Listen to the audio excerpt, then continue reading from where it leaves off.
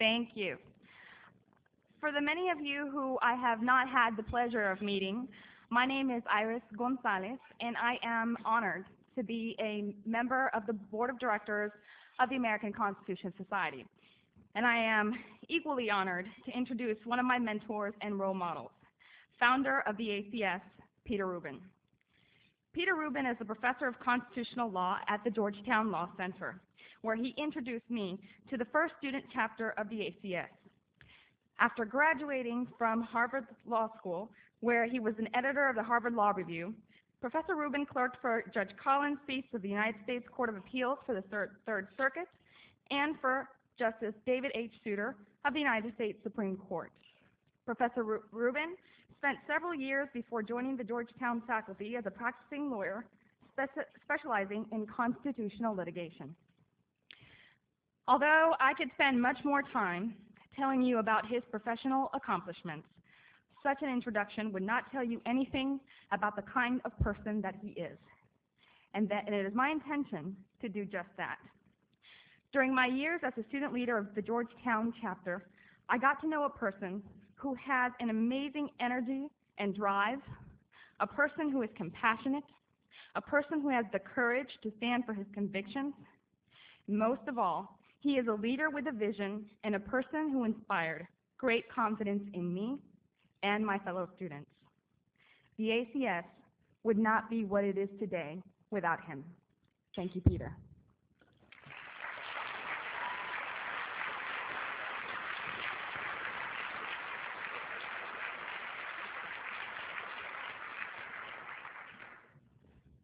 Thank you so much, Iris. Good evening. It's wonderful, wonderful to see so many members, friends, and supporters of ACS here in one place. Has this been a wonderful program so far, or what?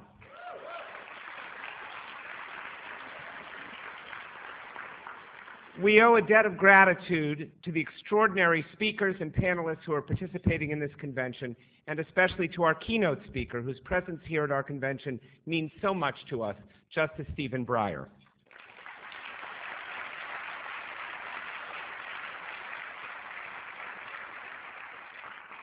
Who could have imagined just 3 years ago?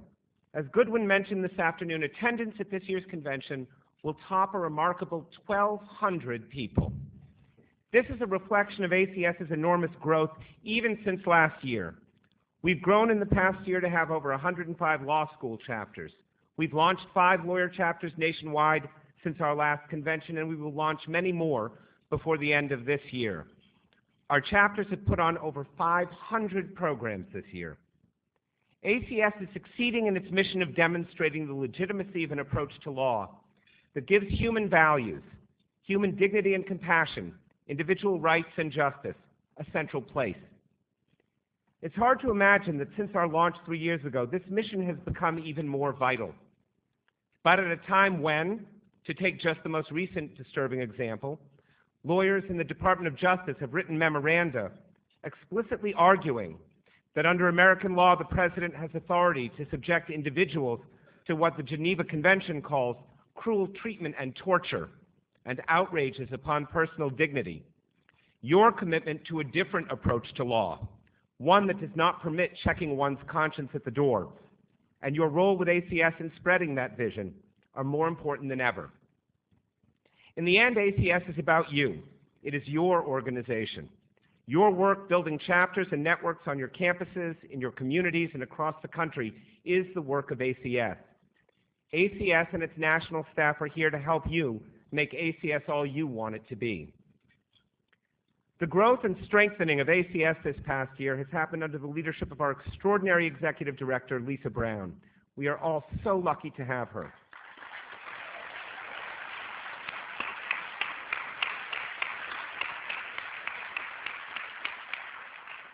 Lisa is an outstanding and talented leader and person. She's a joy to work with, and I hope you'll join me in thanking her again for all she does and all she's done here. Yes.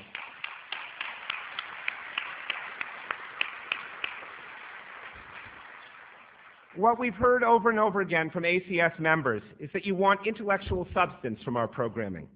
As you can already tell from our programs today, that's what this convention will provide. For that, we are indebted to its designers on our convention planning committee, especially its chair, Professor Bill Marshall of the UNC Law School. ACS has no better friend. Bill, can we, I don't know where he is. This convention also would not be possible without the superhuman and often unheralded efforts of ACS's extraordinary national staff. David Lyle, Alexis Hill, Trooper Sanders, Rachel Whitlark, Jason Packer, Marie Boyd, Kate Riggs, Joy Cheney, Kimberly Sneed, Nathan Clark, and Anya Dobjanska. Haven't they done an incredible job? Could you stand? Could you all stand? Whatever you want.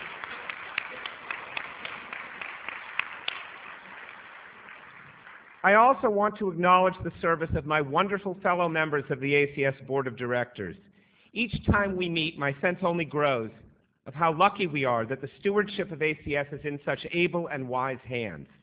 Fred Barron, Scott Gale, Iris Gonzalez, Pamela Harris, Eric Holder, Lynn Walker-Huntley, Ann Irwin, Don Johnson, Jeffrey Kleinberg, Goodwin Liu, Deval Patrick, Robert Post, Lori Rubiner, Paul Smith, Patricia Wald, and our amazing chair, Teresa Wynn Roseborough, who has done so much to assure ACS's success and without whom ACS would not be what it is.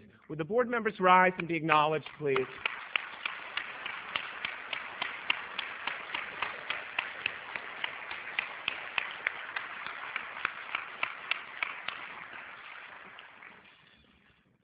It's my pleasure to introduce the next person on the program. There are many people who have played essential roles in ACS's development and growth, but there is no one who has played a more important role. Lawrence Tribe, who will make a few introductory remarks tonight, came to Harvard College as an undergraduate when he was 16 years old. After graduating summa cum laude with a degree in mathematics, he went on to Harvard Law School and then on to clerkships with California Supreme Court Justice Matthew Tabriner and United States Supreme Court Justice Potter Stewart. Already he began to make a mark on the law. While I know he wouldn't tell you this, published reports suggest that he is the source of the profoundly important language in Justice Stewart's opinion that term in Katz versus United States, that the Fourth Amendment protects people, not places. And Chief Justice Warren's note to Justice Stewart, joining his opinion in Jones v. Mayer, which holds that the 13th Amendment's enforcement clause gives Congress the power to prohibit private discrimination on the basis of race, a proud example that the current court has failed to follow as it works to constrict congressional power to eliminate discrimination, hangs on the wall of Larry's study. Chief Justice Warren's note to Justice Stewart reads, "I am proud to join your magnificent opinion. If it had been written a century ago, our nation's history would have been very different." And Justice Stewart has inscribed the note to Larry with the words, "Larry, this is the original of the Chief's note joining our Jones v. Mayer opinion. I think you deserve to have it." Larry returned to teach at Harvard Law School, where he was tenured at age 28, and where he now holds the Carl Loeb University Professorship. There is no greater scholar of constitutional law in the United States, and no greater voice for an understanding of American law in which individual human dignity has the central place than Larry Tribe. His treatise, American Constitutional Law, is one of the most important legal books of our generation and a constant source of inspiration and insight. It has been cited more than any other legal text since 1950. With a university professorship at Harvard and dozens of books and articles, over 100 to his name, this academic achievement would be more than enough. But Larry is unique in that his distinction is not bounded by the confines of the ivory tower. We have, of course, also no greater Supreme Court advocate. Larry has won 21 of the 35 cases he has argued before the Supreme Court, and he has long devoted his exceptional talents to the cause of individual rights and equality. The cases he has argued are a litany of the most important decided in our time, cases dealing with gay rights, free speech, religious liberty, abortion rights, and of course, the Florida election. Indeed, in his office is a photo of Justice Brennan inscribed to Larry Tribe, fellow champion in the struggle for freedom and equality. As those like me who are fortunate enough to know him will attest, Larry is an extraordinarily generous, warm, and wonderful human being. His support of ACS dates to its very beginning and has been essential and unwavering. Most of you are aware of ACS's deeply distinguished board of advisors. What few of you know is that Larry Tribe was the very first member of that board. His support has been invaluable, from persuading others to participate at the time of ACS's very birth to, with his wife Carolyn, generously providing the funding for the pocket constitutions each of you received in your packets at this convention. I've known Larry for 23 years. I've been his student. I've had the great pleasure of working closely with him in many settings, serving as his co-counsel in cases like Rust v. Sullivan, Vacco v. Quill, and in one of the greatest experiences of my professional life, Bush v. Gore. But important as they are, none of the titles he has earned, scholar, advocate, teacher, colleague, is as important to me as that by which I am honored to introduce him tonight, my dear, dear friend, Larry Tribe.